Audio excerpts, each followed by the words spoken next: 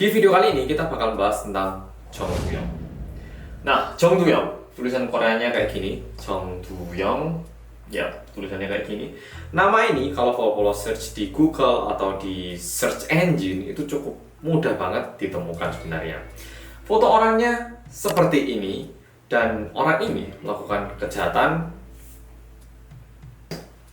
pada tahun 1999 hingga tahun 2000. Orang ini mengakibatkan korban sebanyak 17 orang, namun yang meninggal itu mencapai 10 orang. Mungkin karena angka 17, angka 10 ini bisa terdengar agak kecil, tapi membunuh orang 10 itu termasuk pembunuh yang sangat brutal. Jong Du-young juga merampas harta yang dimiliki oleh korban-korban yang dia bunuh. Pada waktu itu, ia memiliki target untuk mengumpulkan uang sebanyak 1 miliar Korea won. Kenapa 1 miliar? Nanti di bagian belakang bakal tak jelaskan. Tapi di saat dia tertangkap, sebenarnya dia sudah berhasil mengumpulkan uang sebanyak 130 juta Korea won yang sama dengan 1,3 miliar rupiah di tahun 1999 atau tahun 2000-an. Dan untuk mengetahui lebih dalam lagi, tak beritahu latar belakangnya Jong Du-young ini.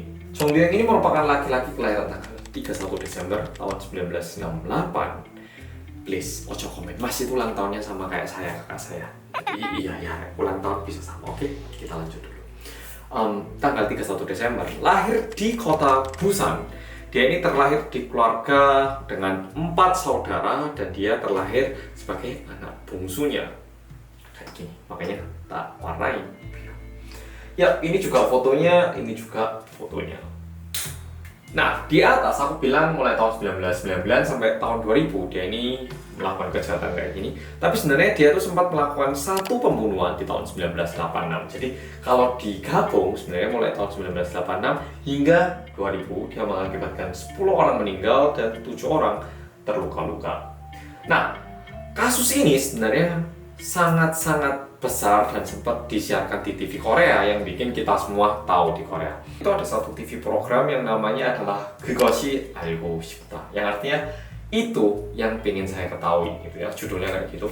Nah, program ini biasanya membahas tentang kriminal kayak ataupun kejadian-kejadian yang lagi rame di Korea pada waktu itu dan dibahas sangat tuntas. Tapi sayangnya karena mereka ini bukan polisi, kadang itu mereka nggak bisa membuat keputusan apa yang terjadi. Namun info-info yang mereka dapatkan adalah demikian kayak gitu.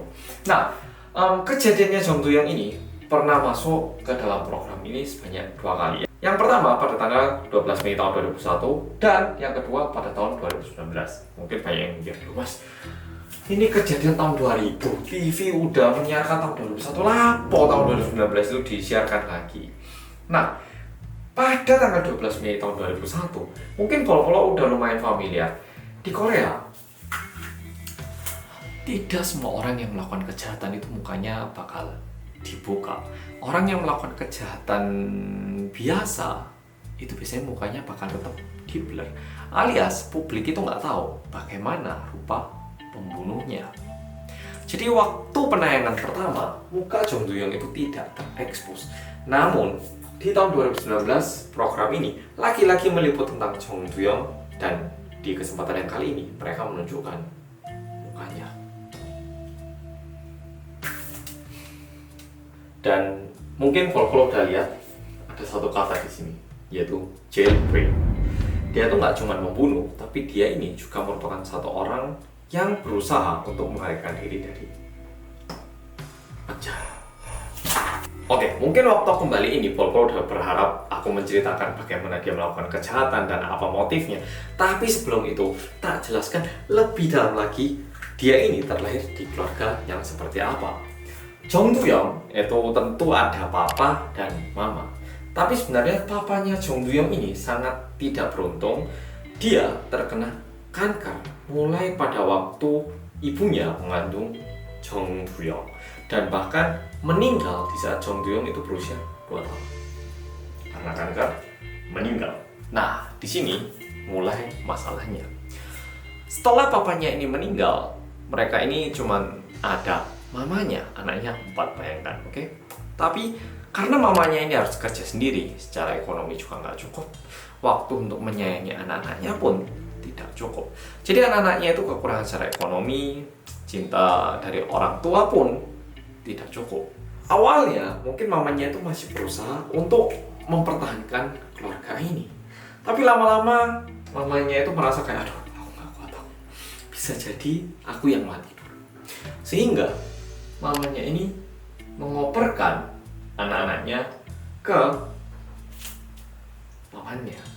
Nah, pamannya pertamanya juga melihat, aduh ini keponakan gue, tak rawat, tak kasih makan, tak ajari. Namun karena saking bandalnya ini anak-anak, dan nggak tahu ya, mungkin karena juga kesusahan secara ekonomi, pamannya sendiri mengirimkan 4 anaknya ini ke panti asuhan. Jadi Jong Do-young ini udah tidak memiliki sosok ayah mulai usia 2 tahun. Udah gitu mamanya pun juga menghilang. Dia dikirimkan ke rumah pamannya pun mengirimkan mereka ke panti asuhan. Nah, mamanya 2 tahun setelah itu sebenarnya menikah lagi dengan laki-laki yang lain. Nah, karena udah menikah, dia merasa, anak-anakku perlu tak bawa kembali. Jadi anak-anaknya itu dibawa kembali ke rumah. Tapi nggak lama, nggak ada 1 tahun, mamanya ini nggak betah dan mengirimkan kembali anak-anaknya ke panti asuhan. Jadi bayangkan, mamanya udah pernah ngelempar mereka ke paman yang ngelempar mereka ke panti asuhan, mamanya udah kembali, pasti udah seneng banget itu. Tapi ternyata mamanya sendiri yang mengirimkan kembali mereka ke panti asuhan. Elsa, 내 영상 만들고 있는데 삼촌 일하고 있는데. 빠이 엘사. 알았어. Maaf, ditelepon Elsa. Elsa di Mongol sekarang ya. Melalui video kali ini bukannya aku mau bilang panti asuhan adalah tempat yang bahaya. Aku juga nggak pengen kita memiliki pandangan yang negatif terhadap teman-teman yang tinggal di panti asuhan atau gimana. Tapi panti asuhan yang ditempati oleh Jong Do-young di masa itu adalah tempat yang seperti ini. Nggak ada yang namanya edukasi, nggak ada yang namanya cinta. Yang ada cuman kekerasan dan yang lemah itu bakal diinjak. Jadi bisa dibilang tempatnya anak-anak yang masih belum dewasa ini berkumpul, tapi bukannya saling merawat dan membantu, tapi mereka ini saling menyerang satu sama yang lain. Mungkin di situ Jong Do-young itu mulai merasa, aku ini harus jadi orang yang kuat untuk melindungi diriku sendiri. Mungkin itu yang dia pelajari mulai waktu itu. Tidak lama setelah itu sebenarnya kakaknya Jong Do-young yang bernama Jong Bu-young, dia ini mulai punya uang, mulai bisa menghasilkan uang.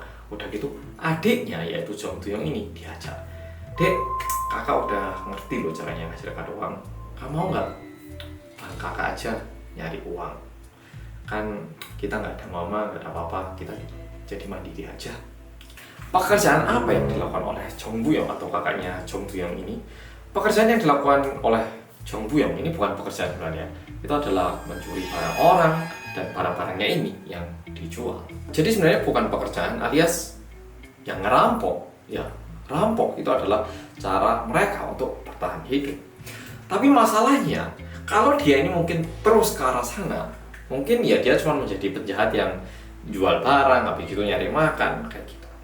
Nah, tapi sama kayak kita semua, kadang itu di kehidupan ada sesuatu yang bikin hidup kita itu kayak berubah banyak. Kayak aku tiba-tiba tahun 1998 ke Indonesia, padahal papa mama aku orang Korea. Jadinya hidupku berubah total jadi YouTuber gini. Nah, sama. Ini orang juga melalui fase kehidupan yang baru pada bulan Februari tahun 2000. Dia itu mulai suka sama seorang perempuan yang dikenalkan sama kakaknya sendiri, Jong Bu-young. Dan karena saking sukanya dan mereka saling suka, akhirnya mulai tahun 2000 bulan Februari ini mereka tinggal bersama. Dan nggak tahu gimana caranya Jong Do-young ini mau membohongi pacarnya dan juga orang tuanya. Keluarga dari si perempuan ini itu mengira Jong Do-young itu adalah anak yang lembut, anak yang baik, nggak merokok dan nggak minum minuman alkohol. Nah, di sini masalahnya. Jong Do-young mulai berpikir, aku pengen bikin keluarga bahagia sama cewek ini. Tapi kalau aku mau bahagia, yang tak butuhkan itu uang. Dan kayaknya aku ini butuh uang 1 M Korea won alias sekitar 17 miliar rupiah di mata uang rupiah tahun 2022 saat ini. Jadi sekarang pun besar, bayangkan di masa itu. Nah, sekarang aku mau membahas lebih lanjut lagi tentang kejahatan yang udah dilakukan oleh Jong Du-yong ini. Sebenarnya Jong Du-yong ini membunuh 10 orang, tapi bisa dibilang pembunuhan pertama ini agak berbeda. Karena pembunuhan pertama itu terjadi pada masa ini, tahun 1986 di Busan. By the way, Korea itu bentuknya kayak gini, terbagi menjadi dua, Korea Utara, Korea Selatan. Nah, Seoul itu ada di sini, oke? Busan itu di pucuk bawah sini. Dan area Jong Du-yong melakukan kejahatan itu di daerah bawah sini ini. Ulsan, Busan, sama Gyeongsang Namdo, alias Provinsi Gyeongsang Selatan, kota Busan sama Ulsan. Jadi Busan di sini, Ulsan agak naik dikit, Gyeongsang Nam itu daerah sini. Nah, kejadian pertama yang dia lakukan itu di tahun 1986. Dia masih berusia 18 tahun waktu itu. Nah, waktu itu dia lagi mencuri di sekolah dan karena ketahuan guru, yang dia lakukan adalah dia tusuk gurunya, yang meninggal itu bukan gurunya. Dan 1 bulan setelah itu, dia itu lagi ditanyai sama Pak Satpam. Marganya Kim, nah Pak Satpam ini berusia 43 tahun. Dan dikarenakan itu, pertama kalinya Jong Du-yong membunuh orang. Jadi di usia 18 tahun, dia itu dipenjara selama 11 tahun. Nah, dia dipenjara selama 11 tahun, dan waktu dia keluar dari penjara, waktu itu dia masih berusia 30 tahun. Jujur usia 30 tahun itu kan nggak terlalu tua. Bayangkan udah dipenjara 12 tahun pun masih usia 30. Dan ini mendekati masa-masa pentingnya Jong Du-yong. Sekarang ceritanya Jong Du-yong ini bakal menjadi lebih menarik lagi. Selama dia berada di penjara, Jong Du-yong ini sebenarnya cukup rajin belajar. Dia berusaha mendapatkan kayak paket C, yaitu ijazah yang setara sama SMA. Dan bahkan dia berhasil mendapatkannya selama di penjara. Tapi sekeluarnya dari penjara, lagi-lagi dia melakukan kejahatan dan masuk lagi ke penjara untuk 6 bulan. Habis itu dia keluar lagi di bulan Maret tahun 1999. Oke? Nah, sekarang mari kita lihat kondisinya Jong Du-yong kayak apa. Pada waktu itu, oke, setelah dia masuk penjara 2 kali, dia itu sebenarnya udah melakukan 8 kali kriminal. Jadi udah tertulis rekor kriminalnya 8 kali, pernah merampok, pernah membunuh. Di sini membunuhnya di daerah Busan, Ulsan, sama Gyeongnam, Provinsi Gyeongnam. Di 3 tempat ini, jadi kota Busan, kota Ulsan, sama di Provinsi Gyeongnam. Nah, tapi nggak lanjut ke bawah. Kita lanjut ke daerah sini. Ini yang menurutku sangat menarik banget, Rek. Kalau dilihat, Jong Du-yong itu sebenarnya dibilang sama profiler, dia itu mendapatkan salah satu berkat terbesar yang bisa dia dapatkan. Berkat apa, Mas Hansol? Para profiler itu bilang gini, seseorang yang melakukan kejahatan berulang kali ataupun seseorang yang hidupnya udah lumayan terjerumus ke daerah kriminal sana, mereka itu biasanya bisa memperbaiki hidupnya dengan adanya 2 kesempatan ini di dalam hidup. Yang pertama yaitu menikah dengan seseorang yang dia suka, ya tentunya sama orang yang dia suka. Atau yang kedua, ketika dia mendapatkan pekerjaan. Oke? Jadi terkesan ketika mereka mendapatkan sebuah kesempatan yang tidak pernah mereka bayangkan kalau mereka bisa dapatkan, mereka itu mulai bisa bermimpi kalau hidupnya itu bisa membaik. Dan seperti yang udah aku sampaikan di awal tadi, di bulan Februari tahun 2000, dia ini bertemu dengan cewek yang dia suka, dan bahkan mama dari cewek itu pun begitu baik kepada Jong Du-yong yang bikin dia pengen hidup bahagia. Oke, jadi ada 2 berkat, dan dia sebenarnya mendapatkan salah satu berkat yang begitu besar di dalam hidupnya. Nah, di sini dia itu sama kayak kita. Dia itu mikir, wah, aku juga pengen punya keluarga bahagia. Kalau mau bikin keluarga bahagia, harus punya rumah, harus punya pendapatan, gini-gini. Nah, untuk itu aku butuh 10억 alias 10 miliar, angka yang udah aku sebutkan di awal video tadi. Nah, di sini dia pengen membuat keluarga bahagia, dia pengen angka 10억 untuk memenuhi itu, dan apa yang bisa aku lakukan untuk jangka panjang. Nah, Ini adalah sebuah dilema yang dialami di tahun 2000 bulan Februari. Nah, ini yang dikatakan oleh profiler, oke? Waktu itu dia ingin mengumpulkan uang 10M rupiah ataupun 10억 Korea won, dan dia ingin membuat keluarga harmonis. Dan untuk mencapai angka 10M, dari pengalaman hidupnya, cara untuk mengumpulkan uang itu apa? Satu-satunya cara yang dia tahu untuk menghasilkan uang adalah mencuri ataupun merampok. Sehingga dia berpikir, oke, gimana caranya biar aku bisa ngerampok hingga memenuhi angka 10M? Mikir loh, oh, karena 10M itu nggak singkat, aku harus melakukan jangka panjang. Kalau aku mau bisa melakukan ini untuk jangka panjang, aku nggak boleh ketangkep. Yang akhirnya menghadapkan dirinya dengan pembunuhan lagi. Paham? Jadi pola pikirnya itu di situ. Tapi perlu diingat, tidak semua orang yang pernah melakukan kriminal itu bakal kayak gitu. Banyak banget orang yang dulu pernah melakukan kriminal ketika bertemu orang yang dia suka, dan untuk membahagiakan orang itu mereka memilih jalan yang benar. Cuman Jong Du-young di sini keinginannya baik, tapi caranya salah. Oke? Jadi itu yang ada di otaknya Jong Du-young. Dan dimulailah dari saat itu dia mulai melakukan pembunuhan. Nah, sekarang mari kita cari tahu lebih lagi bagaimana ciri khas Jong Du-young melakukan kejahatan. Nah, dia itu punya 3 ciri khas di sini. Pertama, dia itu nggak bawa senjata. Kedua, dia hanya menargetkan rumah orang kaya. Karena apa? Dia butuh banyak uang. Ketiga, dia melakukan di siang hari. Sekarang pertanyaannya kayak gini, kenapa dia nggak bawa senjata? Kalau berdasarkan profiler, dia itu nggak bawa senjata, yang artinya dia itu lumayan percaya diri. Aku nggak butuh senjata untuk membunuh seseorang, dan apapun yang aku pegang, tak jamin aku bisa bunuh orang. Nah, itu poin pertama. Kedua, rumah orang kaya. Oke, kalau ini nggak perlu tak jelaskan. Poin ketiga, dia melakukan kejahatan di siang hari. Nah, di sini profiler juga menambahkan informasi kayak gini, Rek. Kalau kita mikir melakukan kejahatan di siang hari kan agak aneh ya, karena kemungkinan besar mayoritas dari kita berpikir kejahatan itu kan lebih mudah kalau dilakukan di malam hari karena semua pada tidur. Kita mikirnya kayak gitu ya, toh. Bener juga. Tapi profiler tuh bilangnya kayak gini. Melakukan kejahatan mau di siang hari atau di malam hari itu bukan masalah lebih mudah atau lebih susah, tapi lebih ke arah apa tujuan kejahatan ini. Wah, Pol mikir, emang kalau malam tujuannya beda sama siang, Mas? Enggak. Kalau malam artinya penjahat ini ingin melakukan kejahatan dengan cara yang mudah ketika korban-korbannya ini lagi tidur alias tidak bisa melindungi dirinya sendiri. Tapi kalau siang hari kita agak berbeda mikirnya. Kalau kita kan ya orang normal mikirnya siang hari kan ya gampang ketangkep Mas Hanso. Kita mikirnya gitu. Tapi di otaknya Jong Du-young, kalau berdasarkan analisa dari profiler ya, dia itu berpikir kalau di siang hari paling yang ada di rumah itu siapa sih?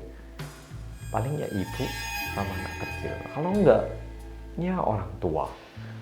Cowok kan biasanya pergi bekerja. Nah, dia mikirnya gitu. Sehingga ini nyambung dengan poin pertama tadi. Kalau cuma cewek sama anak kecil, aku bisa kok bunuh, nggak perlu senjata. Dan yang ada di rumahnya itu kan bisa tak gunakan sebagai senjata. Dan kejadian pertama yang dia lakukan itu demikian. Dia ke rumah orang kaya, dia menggunakan senjata yang ada di dalam rumah itu. Dia ambil uang dan juga dia bunuh orangnya, dan senjata yang dia gunakan itu dia taruh di situ kayak di baju. Habis itu dia ganti baju dan meninggalkan TKP. Nah, yang penting di sini adalah satu hal ini. Jong Du-young ini kasusnya nggak bakal tak bahas semua kayak kejadian 1, 2, 3, 4, 5, 6, 7, 8, 9 karena mirip banget kejadiannya dan tidak ada yang spesial. Cuman karena kejadiannya mirip-mirip, tapi beberapa kasus yang menarik bakal tak jelaskan. Contoh adalah kejadian di bulan Maret tahun 2000. Ini adalah satu-satunya kasus yang membuat Jong Du-young nantinya tertangkap. Lah, emang lapo Mas kok iso tertangkap? Mungkin ada yang mikir kayak gitu. Waktu itu sama kayak biasanya, dia rampok rumah orang, dia juga udah mukulin orang-orang yang ada di dalam rumah itu.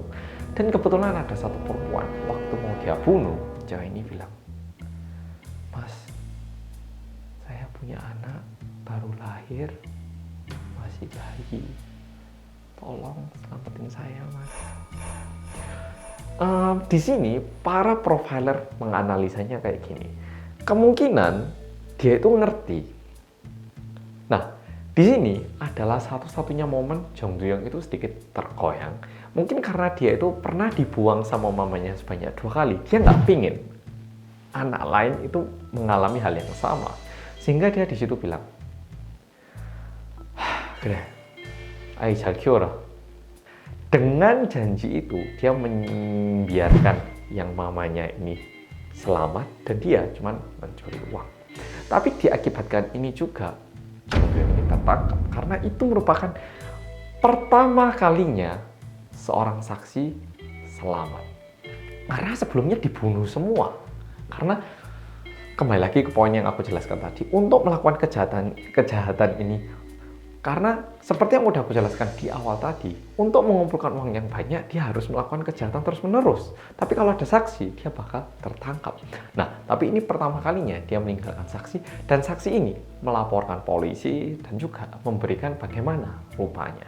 Dan berkat itu muncullah montage-nya. Oke? Montage itu apa, Mas? Itu loh, sing gambar sketsanya pelaku itu loh. Ngerti loh? Ya, itu montage namanya. Kalau di Korea bilangnya montage. Nah, sekarang kejadiannya bakal menarik. Karena setelah dia melakukan banyak kejahatan, dia itu mulai ngerasa, wah, kayaknya urusan udah nggak bisa ini. Urusan juga nggak bisa ini. Habis daerah sini. Kalau di sini lagi ketahuan kayaknya. Nah, di situ dia akhirnya membuat satu keputusan, yaitu pindah. Dari daerah Busan sini, dia naik ke daerah tengah sini, lebih tepatnya ke daerah Cheonan. Ini dekatnya Daejeon, tempat orang tuaku tinggal. Nah, di Cheonan dia lagi-lagi melakukan kejahatan, tapi di sini dia tertangkap sama polisi, Rek. Jadi ada satu kejadian, dia masuk ke rumah karena dia nggak menemukan barang berharga di rumah ini. Ketika ada cewek masuk, dia langsung ancam, suruh suami kamu bawa uang. Kalau nggak, kamu tak bunuh. Tapi untungnya perempuan yang diancam sama Jong Do-young ini, dia telepon ke suaminya dan memberikan kayak sedikit hint gitu. Kamu bawa uang ya, tapi ini loh, ya itu, kayak gitu. Dan membuat cowoknya ini sadar kalau istrinya dalam bahaya, sehingga dia membawa uang dan juga mengajak polisi ke rumahnya.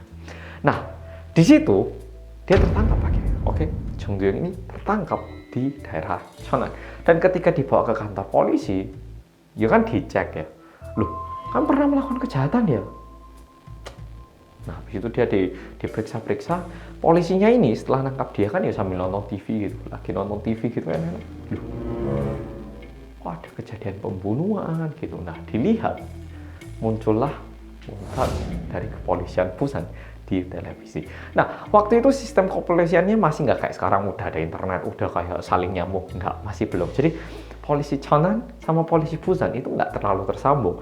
Nah, polisi Cheonan ini nangkap Jong Do-young lagi lihat TV. Kok mirip orangnya? Langsung mengkontak kepolisian Busan. Akhirnya mereka kontak-kontak, kepolisian Busan pun ngerasa, loh, mirip tak? Bisa jadi. Sehingga kepolisian dari Busan ini juga pergi ke Cheonan. Dan disitulah Jong Do-young ini akhirnya tertangkap. Nah, singkat cerita, Jong Do-young ini akhirnya mendapatkan hukuman mati, tapi karena mulai tahun 1997, Korea ini udah tidak melakukan hukuman mati. Alias, kalau seseorang kena hukuman mati itu ya dipenjara seumur hidup, cuman kayak gitu. Oke, Korea udah tidak melakukan hukuman mati karena dianggap kayak kurang manusiawi. Ya pokoknya gitulah. Kalau ini agak susah menjelaskan ya. Dan pada tanggal 6 Agustus 2016, dia itu sempat berusaha untuk melarikan diri dari penjara. Nah, di penjara itu ada kayak 3 dinding, dia udah berhasil nembus 2 dinding. Dan di tembok ketiga, dia itu gagal, dan akhirnya ini diberitakan keluar. Oke, by the way, dia itu waktu itu di penjara Daejeon. Dan ini membuat banyak orang marah. Kita bayar pajak, pajaknya malah buat ngasih makan orang kayak gini. Udah gitu orangnya masih mau kabur, nggak lupakan kesalahannya, nggak berusaha memperbaiki atau gimana, malah ngulang lagi. Ini orang harus dibunuh aja sebenarnya, ngapain habis-habisin uang. Nah, ini di sini aku mau memberikan satu pertanyaan kepada Bapak-bapak. Di Amerika, mereka itu sempat melakukan survei. Di antara 10.000 kejadian, ternyata 50% dari kejadian itu dilakukan oleh 6% orang yang jahat. Dan setelah diteliti lebih lanjut lagi, 70% dari kejahatan yang kejam kayak pembunuhan, pemerkosaan gitu itu, ini dilakukan oleh 6% yang tadi. Paham nggak? Ada 10.000 kejadian, setengahnya ini dilakukan oleh 6% dari penduduk di situ. Tapi kejadian yang lebih parah lagi, 70%-nya itu dilakukan oleh orang-orang ini. Yang artinya apa? Di tempat yang kita tinggal ini, di bumi ini, di kota Polo, di negara Indonesia, di negara Korea, ya mungkin beda negara agak beda ya statistiknya. Tapi di tempat yang kita tinggali, 6% orang ataupun sekelompok orang jahat ini adalah orang-orang yang melakukan kejahatan berulang kali terhadap 94% orang yang lain. Paham? Jadi kejahatan itu biasanya dilakukan cuma oleh 6% orang yang minoritas ini. Dan kejahatannya ini berulang kali dan mereka yang melakukan kejahatan yang kejam-kejam. Sedangkan 94% orang lain itu kemungkinan besar tidak. Nah, pertanyaan yang menarik di sini buat Polo-Polo. Kalau menurut Polo-Polo, orang yang udah melakukan kejahatan kayak gini nih, orang-orang 6% ini, apakah sebaiknya diberi kesempatan untuk memperbaiki dirinya atau dibunuh aja?